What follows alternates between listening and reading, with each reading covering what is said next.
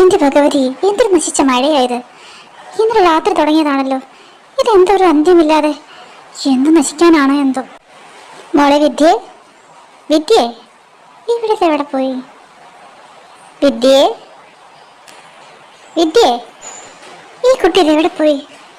മോളെ വിദ്യേ. എന്താ കാർത്തു, രാവിലെ തന്നെ എന്തിനാ? ഞാൻ വിദ്യനെ വിളിക്കായിരുന്നു. കുറെ നേരമായി ഞാൻ ഇവനെ വിളിക്കുന്നു. അവൾ വിളി കേൾക്കുന്നില്ലെന്ന് മാത്രമല്ല, ഞാൻ ഈ വീടിന്റെ മുക്കിൽ മൂലയിൽ നോക്കി. പെണ്ണെ ഇവിടെ ഒന്നും കാണുന്നില്ല ഏട്ടാ. നീ എന്തിനാ കാർത്തു ഇങ്ങനെ ആവലാതിപ്പെടുന്നേ?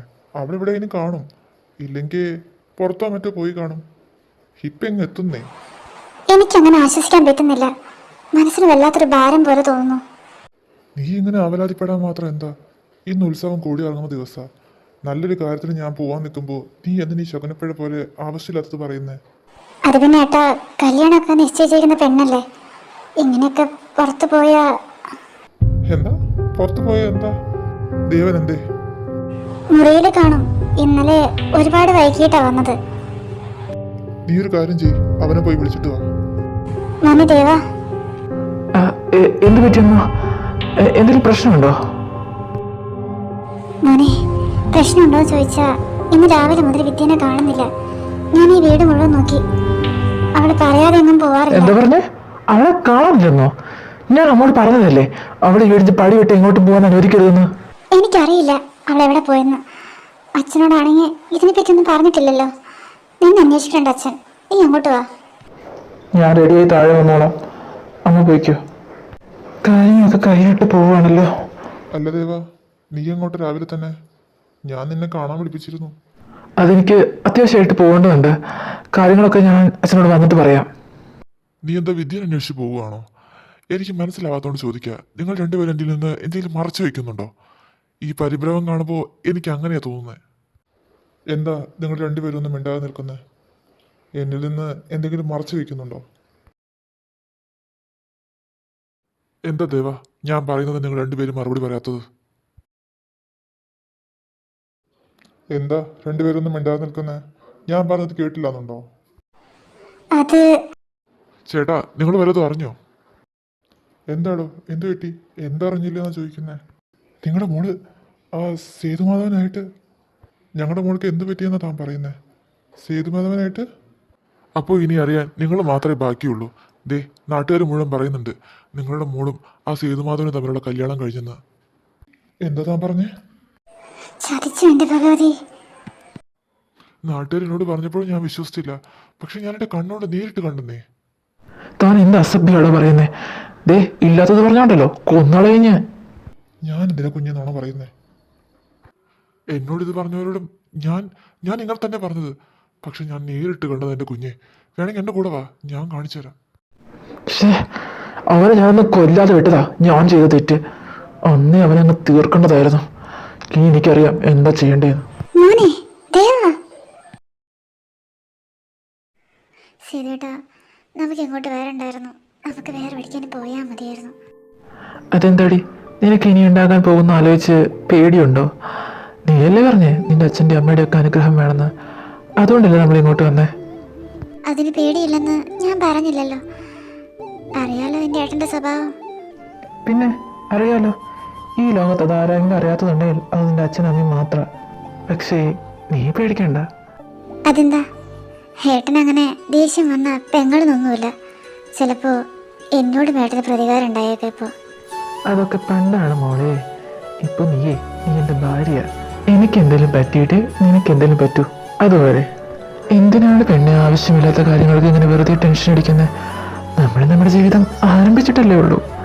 എല്ലാം അറിഞ്ഞുകൊണ്ടല്ലേ നമ്മൾ ഒന്നിച്ചതും സ്നേഹിച്ചതും എല്ലാം. ഇനി എന്ത് വന്നാലും നമ്മൾ ഒന്നിച്ചങ്ങ് നേരിടണം, കേട്ടല്ലോ?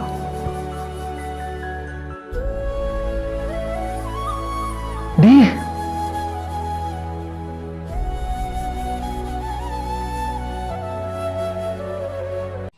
മോനെ ദേവാ, ഞാൻ ഒന്ന് പറയുന്നത് നീ കേൾക്ക്. എത്ര ധൈര്യം ഉണ്ടായിട്ടാടാ നീ എൻ്റെ വീട്ടുമുറ്റത്ത് കാല് കുത്തിയത്? ഒന്നും ചെയ്യല്ലേട്ടാ. മാറി നിൽക്കടി. ഞങ്ങളുടെ നെഞ്ചത്ത് ചവിട്ടി പോയിട്ട് എത്ര ധൈര്യം ഉണ്ടായിട്ടാടി നീ ഈ വീട്ടുമുറ്റത്ത് കാല് കുത്തിയത്? തൊട്ടു പോകരുത്. ഏട്ടൻ എന്തിനാ ഇങ്ങനെയൊക്കെ ചെയ്യുന്നത്? മിണ്ടി പോരുത്. ഈ വേഷം കെട്ടൊക്കെ മാറ്റി വെച്ച് മര്യാദയ്ക്ക് വീട്ടിൽ കയറി പോടി. മനുഷ്യന്മാരും നാട്ടുകാരും മുഴുവൻ നാണം കെടുത്താനായിട്ട്. ഈ വീട്ടിൽ കയറി താമസിക്കാനല്ല ഞാനും സേതുവേട്ടനും വന്നത്. നിങ്ങളുടെയൊക്കെ അറിവോടും സമ്മതത്തോടും കൂടെ ഈ കല്യാണം നടക്കണമെന്നായിരുന്നു എനിക്ക്. ഇത് എന്തുകൊണ്ട് നടന്നെന്നുള്ളത് മറ്റാരേക്കാൾ നന്നായിട്ട് ഏട്ടനറിയാം. ഞാനിനി ഈ സേതുമാതാവിന്റെ ഭാര്യയായിട്ട് ജീവിക്കാനാണ് ആഗ്രഹിക്കുന്നത്. എന്നാ നീ വിധവയാവാൻ തയ്യാറായിക്കോ.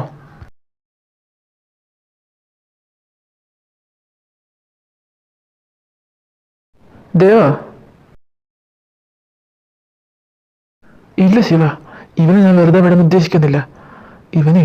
ഇവൻ എന്റെ പെങ്ങളെ ജീവിതം നശിപ്പിക്കാൻ നോക്കുന്നേ. ഇവനിവളെ പലതും പറഞ്ഞ് വശീകരിച്ച് കൊണ്ടുപോയതാ. എനിക്കറിയാത്. ഇവൻ ചതിയനാ. സ്വന്തം പെങ്ങളുടെ ജീവിതം നശിപ്പിക്കാൻ നോക്കുന്നത് നീയല്ലേ? ആട്ടിൻകുട്ടികളെ തമ്മിൽ തെറ്റിച്ച് ചോര കൊടുക്കുന്ന ചെന്നായ. അത് ശരിക്കും നീയാണ് ചതിയൻ. ശിവ, നീ ഇവനെ വിശ്വസിക്കരുത്. ഇവൻ നമ്മളെ തമ്മിൽ തെറ്റിക്കാൻ നോക്ക. എന്റെ തലച്ചോറിനെ തിന്ന് എന്നെ ബ്രഹ്മത്തിൽ അഴിച്ചിട്ട് നിനക്ക് മതിയായിട്ടില്ലല്ലേ ദേവ? നിനക്ക് എങ്ങനെയാ ദേവ ഇങ്ങനെ ഒരു മൃഗത്തെ പോലെ പെരുമാറാൻ സാധിക്കുന്നേ? ശിവ, നീ എന്തൊക്കെയാ പറയുന്നേ? ഇവൻ പറയുന്നത് കേട്ടാണ് നീ ചതി. അതെന്താണെന്ന് എത്ര കാലം എനിക്കറിയില്ലായിരുന്നു. പക്ഷെ നീ അതെനിക്ക് പഠിപ്പിച്ചു തന്നു ദേവ. ശിവ, നീ എന്തൊക്കെയാ? മതി, എല്ലാം അറിഞ്ഞിട്ട് തന്നെയാ ഞാൻ നിൽക്കുന്നേ. ഇങ്ങനെയൊക്കെ ചെയ്തപ്പോൾ നിനക്ക് എന്ത് കിട്ടി? ഒരു പാവം പെണ്ണിനെ കുറിച്ച് ഇല്ലാതെ പറഞ്ഞുണ്ടാക്കിയപ്പോൾ നിനക്ക് സമാധാനമായോ? ഇങ്ങനെ എന്നെ ദ്രോഹിക്കാൻ ഞാൻ നിന്നോട് എന്ത് തെറ്റാ ചെയ്തത്? നിനക്ക് ഞാനെൻ്റെ സൗഹൃദം വെച്ച് നേടിയപ്പോൾ നിനക്ക് വേണ്ടത് എൻ്റെ സ്വത്തുക്കളായിരുന്നല്ലേ? നിന്നെ വിശ്വസിച്ചതിന് എനിക്ക് പകരം കൊടുക്കേണ്ടി വരുന്നത് എൻ്റെ ജീവിതമാണ്. ഇനി എനിക്കത് നഷ്ടപ്പെടുത്താൻ പറ്റില്ല. വിദ്യയ്ക്കിഷ്ടം സേതുവിൻ്റെ കൂടെ ജീവിക്കാനാണെങ്കിൽ അവൾ അങ്ങനെ തന്നെ ജീവിക്കും. തടയാൻ ആർക്കാ ധൈര്യമൊന്നും ഞാനൊന്ന് കാണട്ടെ. മോനെ ശിവ, ഇവിടെ എന്തൊക്കെയാ നടക്കുന്നേ? ആരെങ്കിലും എനിക്കൊന്ന് പറഞ്ഞതാ? മോളെ വിദ്യ, ഞാൻ അറിഞ്ഞതൊക്കെ സത്യമാണോ? നിനക്ക് എങ്ങനെ ഇങ്ങനൊരു ചതി ചെയ്യാൻ തോന്നി? നീ ഇവന്റെ കൂടെ എന്തിനാ ഞങ്ങളെയൊക്കെ പറ്റിച്ച് ഇറങ്ങിപ്പോയത്? അമ്മ അച്ഛനും എന്നോട് ക്ഷമിക്കണം. എനിക്ക് സേതുവേട്ടനെ മറക്കാൻ പറ്റില്ല. എനിക്ക് നിങ്ങളെ ആരുടെ മുന്നിൽ നാണം കെടുത്തണമെന്നുണ്ടായിരുന്നില്ല. പക്ഷെ എനിക്ക് സേതുവേട്ടനെ മറക്കാൻ പറ്റില്ല. മറ്റൊരു ജീവിതം എന്നെക്കൊണ്ട് പറ്റില്ല. എനിക്ക് സ്വത്തും പാടം ഒന്നും വേണ്ട. ഞങ്ങൾ ജീവിക്കാൻ അനുഭവിച്ചാൽ മാത്രം മതി. മോനെ ശിവ, അമ്മാവനൊന്നും അറിയില്ലായിരുന്നു. ഇവിടെ ഇങ്ങനെ ചെയ്യുന്നൊന്നും ഞാൻ കരുതിയതല്ല. മോൻ ഞങ്ങളോട് ക്ഷമിക്കണം. അമ്മാവൻ എന്നോട് ക്ഷമ ചോദിക്കേണ്ട ആവശ്യമൊന്നുമില്ല. ഇവിടെ തെറ്റ് ചെയ്തത് വിദ്യയോ അമ്മാവനൊന്നുമല്ല, ഞാനാ ഇവിടെ തെറ്റ് ചെയ്തിരിക്കുന്നത്. ഞാൻ ചെയ്തു പോയ തെറ്റിൻ്റെ ആദ്യത്തെ പ്രായശ്ചിത്തമാണ് വിദ്യയും സേതുവും തമ്മിലുള്ള വിവാഹം. ഞാൻ അറിഞ്ഞുകൊണ്ട് തന്നെയായിരുന്നു അവരുടെ വിവാഹം. അമ്മാവൻ എതിരൊന്നും നിൽക്കരുത്. അവരുടെ ബന്ധത്തെ അംഗീകരിച്ച് അവരെ അനുഗ്രഹിച്ച് കേട്ടണം വീട്ടിലേക്ക്. അച്ഛാ, ഞാൻ ചെയ്തത് തെറ്റായിട്ടൊന്നും എനിക്ക് തോന്നുന്നില്ല. എനിക്ക് സേതുവേട്ടനെ കൂടെ ജീവിക്കണം. ഇതല്ലാതെ എനിക്ക് വേറൊന്നും ആവശ്യപ്പെടാനില്ല. എന്നോട് ക്ഷമിക്കണം. ഇവിടെ സംഭവിച്ചതൊക്കെ മനസ്സിലാക്കാൻ പറ്റാതെ പോയത് എനിക്ക് മാത്രമാണ്. നിന്റെ ഇഷ്ടം അങ്ങനെയാണെങ്കിൽ അതിന് ഞാൻ എതിര് നിൽക്കുന്നില്ല. അങ്ങനെ തന്നെ നടക്കട്ടെ. കാർത്തു, ഇവരകത്തേക്ക് വിളിക്ക്. വാ മക്കളെ. ഇല്ല, അച്ഛൻ എന്തൊക്കെയാ പറയുന്നേ? എന്തൊക്കെ പറഞ്ഞാലും ഞാനത് സമ്മതിച്ചു തരില്ല. നമ്മളെ മുഖത്ത് മണ്ണ് വാരി എറിഞ്ഞവളെയാണോ അച്ഛൻ അകത്തേക്ക് വിളിക്കുന്നേ? ഞാനിത് സമ്മതിച്ചു തരില്ല. ദേവാ, നീ എന്തിനാ തടയുന്നേ? അവളായിട്ട് തിരഞ്ഞെടുത്ത് അവളുടെ ജീവിതം അവൾ ജീവിക്കട്ടെ. ഇതിലിപ്പോൾ അച്ഛൻ പറഞ്ഞത് ശരി. അച്ഛൻ്റെ ഇഷ്ടം പോലെ അച്ഛൻ പറഞ്ഞതുപോലെ നടക്കട്ടെ. നിങ്ങൾ വാ മക്കളെ.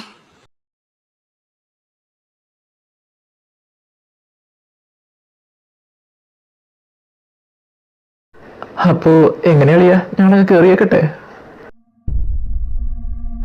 ദേവ, ഇനിയെങ്കിലും മനസ്സിലെ വേഷം എടുത്ത് കളഞ്ഞ് നീ ഒരു നല്ല മനുഷ്യനാവുക. ശിവ, അങ്ങനെ നീ എപ്പോഴാ നല്ല മനുഷ്യനായത്? ഇപ്പോ ഇവരുടെ കൂടെ നിന്ന് നീ നല്ല വെള്ള സമയമാണല്ലേ?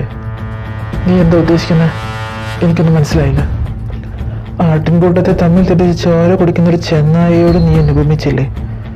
ശരിക്കും നീയും അങ്ങനെ തന്നെയല്ലേ? നീ പറഞ്ഞല്ലോ ഒരു പെണ്ണിനെ അപകീർത്തിപ്പെടുത്തിയ കഥ. അതിൽ നീയും ഉൾപ്പെടുന്നില്ലേ? പാപത്തിന്റെ ഭാരം ഞാൻ ഒറ്റയ്ക്ക് ചുമന്ന് എങ്ങനെ ശരിയാവും? ഈ ദേവൻ തെറ്റ് ചെയ്തെങ്കിൽ അതിനേക്കാൾ വലിയ തെറ്റ് നീ ചെയ്തു കഴിഞ്ഞു ശിവ. ഞാൻ കണക്ക് പറയേണ്ടി വന്നാൽ നീയും കണക്ക് പറയേണ്ടി വരും.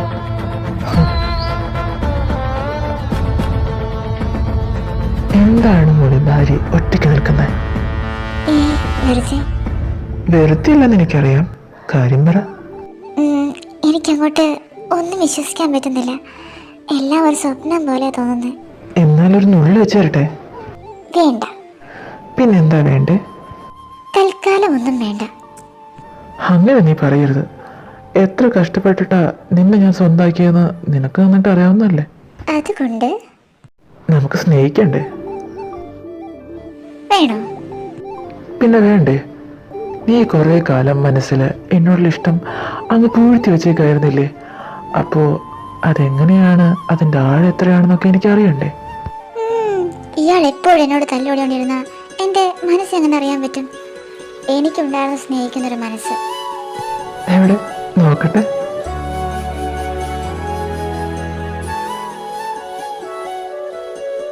അയ്യടാ, മാറിക്കങ്ങോട്ട്. എന്താണ് ഒരു കള്ളലക്ഷണം?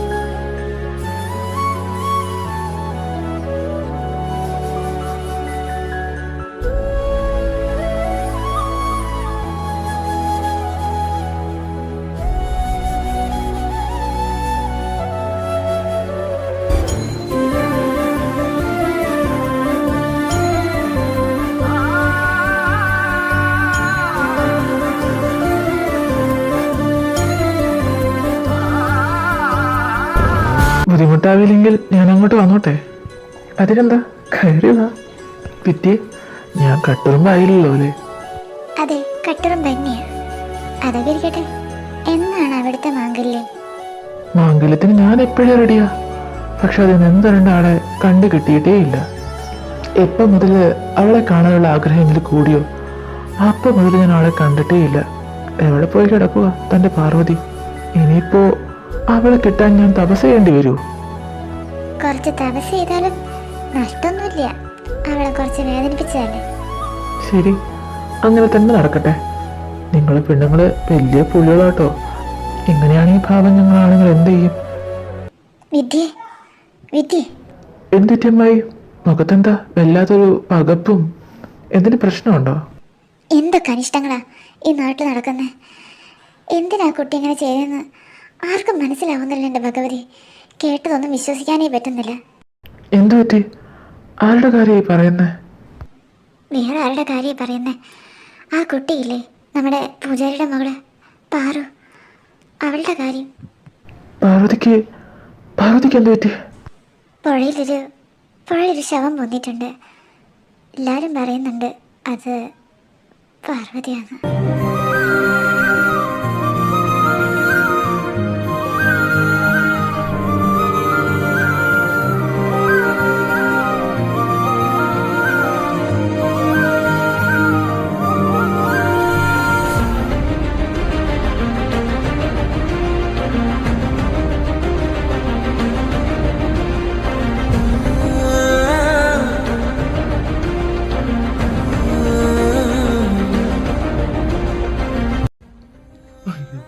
ഈശ്വര, എൻ്റെ കുഞ്ഞെന്തിനാണ് ഇങ്ങനെ ചെയ്ത്?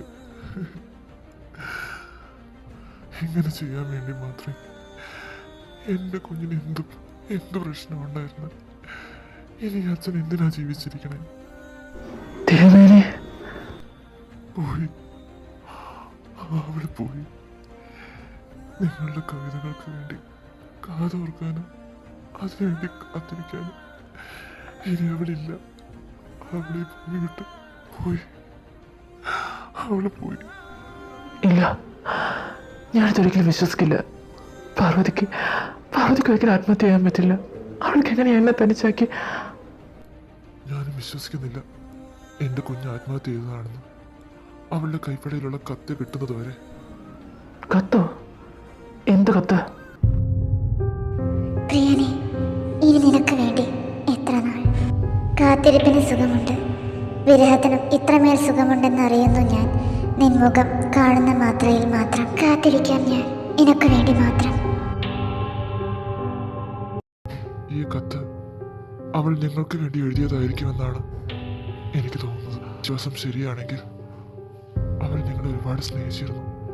അറിഞ്ഞോ അറിയാതെയോ അവളുടെ മരണത്തിന് നിങ്ങളും കാരണക്കാരനാണ്. ഞാനല്ല, അറിഞ്ഞുകൊണ്ട് ഞാനൊന്നും ചെയ്തിട്ടില്ല. ഈ കിഴവനായി എനിക്കറിയില്ല ഇതിൻ്റെ ഒന്നും അർത്ഥം. എനിക്ക് ഒന്നേ പറയാനുള്ളൂ, ഇനി നിങ്ങൾ ഈ നാട്ടിൽ നോക്കരുത്.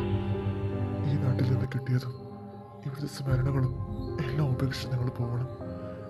ഒരിക്കലും തിരിച്ചു വരാത്തൊരു യാത്ര. നിങ്ങൾക്കെന്തോ അപകടം ഭവിക്കുമെന്ന് എൻ്റെ മനസ്സ് പറയുന്നു. നിങ്ങളിവിടെ നിന്ന് പോകണം. ഇതൊരച്ഛൻ്റെ അപേക്ഷ മാത്രമല്ല, ഈ നാട് കേൾക്കുന്ന ദേവിക്ക് വിളക്ക് വെക്കുന്ന ഒരു പൂജാരിയുടെ അപേക്ഷയാണ്. ശിവ,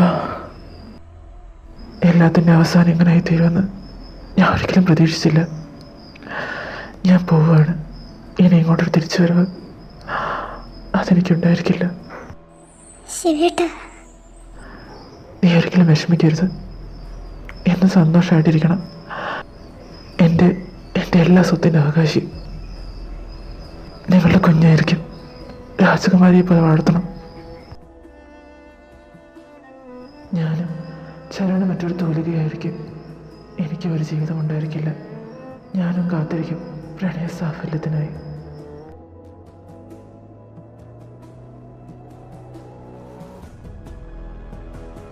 അതൊരു കൊലപാതകമായിരുന്നിട്ടും ഇന്നും ഒരു മൺമറഞ്ഞ സത്യമായിട്ട് ഇന്നും തുടരുകയാണ്. നാട് വിട്ടുപോയ ശിവദാസൻ പിന്നീട് ഈ നാട്ടിലേക്ക് തിരിച്ചു വന്നില്ല. അയാളുടെ സുപ്രസിദ്ധി ആർജിച്ച തൂലികയും പിന്നീട് അയാൾ തൊട്ടിട്ടില്ല. പിന്നീട് അയാളെക്കുറിച്ച് ഒരു വാർത്ത മാത്രമേ പുറത്തേക്ക് വന്നുള്ളൂ. അയാൾ മരണപ്പെട്ടു. അജ്ഞാതമായി കിട്ടിയ ഒരു മൃതദേഹം അയാളാണെന്ന് തിരിച്ചറിയാൻ പോലും കുറേ സമയമെടുത്തു. കുറച്ച് കാലങ്ങൾക്ക് ശേഷം എല്ലാം പഴയതുപോലെ തന്നെയായി. വിവാഹം കഴിഞ്ഞ് കുറേ വർഷങ്ങളോളം സേതുവിനും വിദ്യയ്ക്കും സന്താനഭാഗ്യമൊന്നുമില്ലായിരുന്നു. അവരുടെ ജീവിതത്തിലേക്ക് ഒരു കുഞ്ഞ് കടന്നു വന്നപ്പോഴേക്കും അവർക്ക് ഈ ഭൂമിയിൽ നിൽക്കാനുള്ള ഭാഗ്യവും ഇല്ലാതെ പോയി. അപ്പോ എൻ്റെ അച്ഛനായിരുന്നു പാർവതിയോട് ശിവദാസനോടും ഈ ക്രൂരത കാണിച്ചത്? അതിന്റെ ആഴങ്ങളിലേക്ക് ഞാൻ പോകുന്നില്ല. എന്നാൽ തിരുമേനി, എൻ്റെ മനസ്സിൽ ഇപ്പോൾ കൂടുതൽ ആശങ്കകളാണ് വരുന്നത്. ഇപ്പോഴും കുറെ ചോദ്യങ്ങൾക്ക് ഇപ്പോഴും ഉത്തരവില്ലല്ലോ. അപ്പോൾ ഇവൻ കാവിൽ വെച്ച് കണ്ടത് മരിച്ചുപോയ പാർവതിനെയാണോ? ഇവൻ കാണുന്ന സ്വപ്നത്തിൽ തെളിയുന്ന കണ്ണുകൾ അപ്പോൾ പാർവതിയുടേതായിരുന്നു? ഇതിൻ്റെയൊക്കെ അർത്ഥം എന്താ? നമ്മുടെ മനസ്സിലുള്ള എല്ലാ ചോദ്യത്തിനുള്ള ഉത്തരം തരാൻ എനിക്കാകില്ല. പിന്നെ ഞാൻ ഒന്നും പറയാം. നമ്മളുടെ ശത്രുക്കളാണ് മക്കളായി ജനിക്കുക എന്ന് പറയുന്നൊരു വിശ്വാസമുണ്ട്. അത് ദേവന്റെ കാര്യത്തിൽ സത്യമാണ്. എന്നുവെച്ചാൽ പാർവതി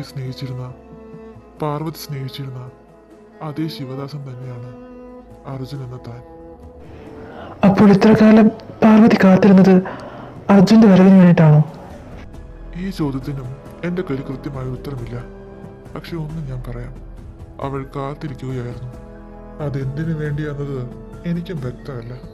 പക്ഷെ ഒന്ന് ഞാൻ പറയാം, അതും ഗൗരിയും തമ്മിൽ ബന്ധമുണ്ട്. എനിക്കിതൊന്നും വിശ്വസിക്കാൻ പറ്റുന്നില്ല. ഈ കാലത്ത് ഇതൊക്കെ പറഞ്ഞ ആരെ വിശ്വസിക്കുക? ഗൗരി അതെങ്ങനെ ബാധിക്കുമെന്നാ? അവൾ ആരോടും ഒരു തെറ്റും ചെയ്തിട്ടില്ലല്ലോ. ആർക്കും ദ്രോഹം ചെയ്തിട്ടില്ലല്ലോ. ഗൗരിയെ സംബന്ധിച്ച് അവളുടെ ജീവിതത്തിലെ ഏറ്റവും പ്രാധാന്യം അർഹിക്കുന്നതാണ് അവളുടെ 21-ാം വയസ്സ്.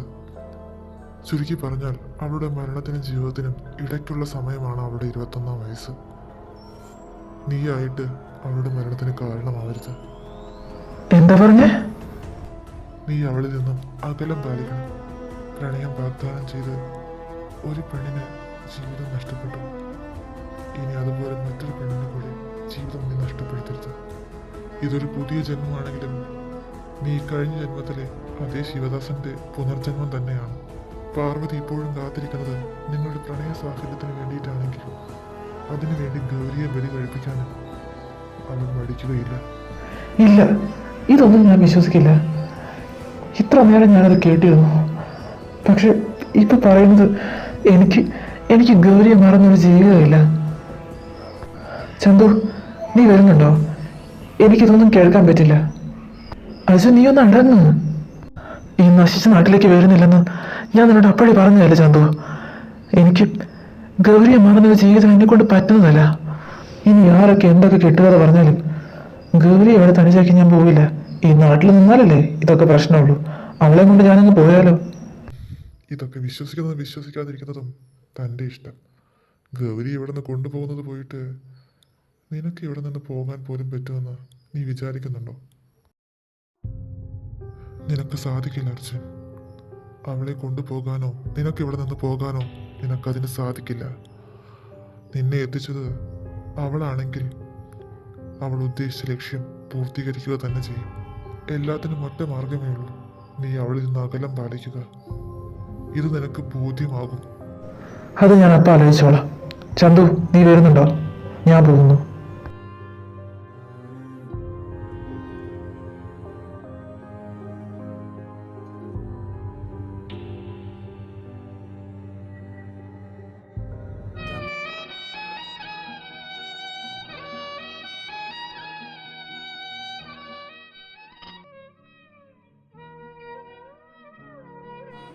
എവിടെയായിരുന്നു ഇത്ര നേരം?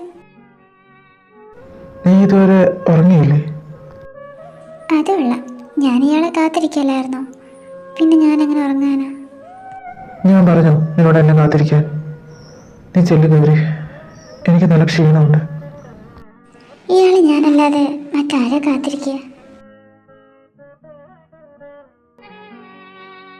ഇപ്പോ വന്ന് വന്ന് എന്നെ കാണണമെന്നോ മിണ്ടണമെന്നോ ഒന്നും തോന്നണില്ലേ ഉണ്ണേട്ടാ?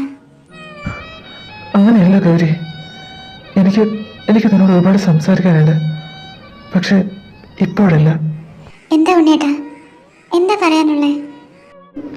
ഞാൻ വിളിച്ച എല്ലാം ഉപേക്ഷിച്ച് നീ എൻ്റെ കൂടെ വരൂ. എങ്ങോട്ട്? നമ്മൾ മാത്രമല്ല, എങ്ങോട്ടായാലും ഞാൻ വിളിച്ച നീ എൻ്റെ കൂടെ വരൂ.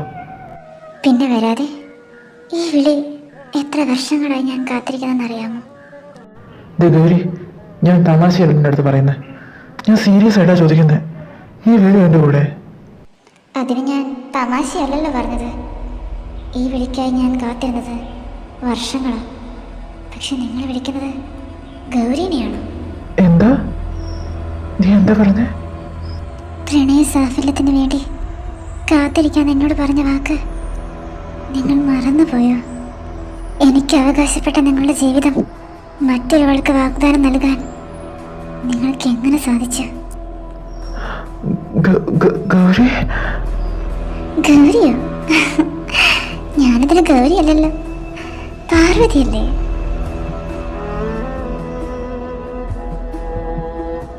ഇത്ര കാലം ഞാൻ കാത്തിരുന്നത് നിങ്ങളുടെ വരവിന് വേണ്ടിയിട്ടായിരുന്നു. നിങ്ങളുടെ പൂർവ്വകാലം അറിയാമെന്ന് പറയുന്നത് എൻ്റെ ആവശ്യമായിരുന്നു. ഇനി വേണം എൻ്റെ ലക്ഷ്യപൂർത്തീകരണം. നശിപ്പിക്കും ഞാൻ സർവ്വതും. എന്നെ ദ്രോഹിച്ച എല്ലാവർക്കും നിങ്ങളുടെ കൺമുമ്പിൽ വെച്ച് തന്നെ എനിക്ക് ശിക്ഷ നടപ്പിലാക്കണം. എന്റെ ഗൗരിനൊന്നും ചെയ്യരുത്. അപ്പോ ഞാനോ? മറന്നു കളഞ്ഞേക്ക് നിങ്ങളവളെ. നിങ്ങൾ എന്റെയോ, എന്റെ മാത്രം. കാലം കാത്തിരുന്ന പ്രണയമാണ് എന്റേത്. നിങ്ങളുള്ളിൽ അവൾ ജീവിക്കുന്നിടത്തോളം അവളുടെ ആയുസ്സം എണ്ണപ്പെട്ടിരിക്കുന്നു. പാർവതി.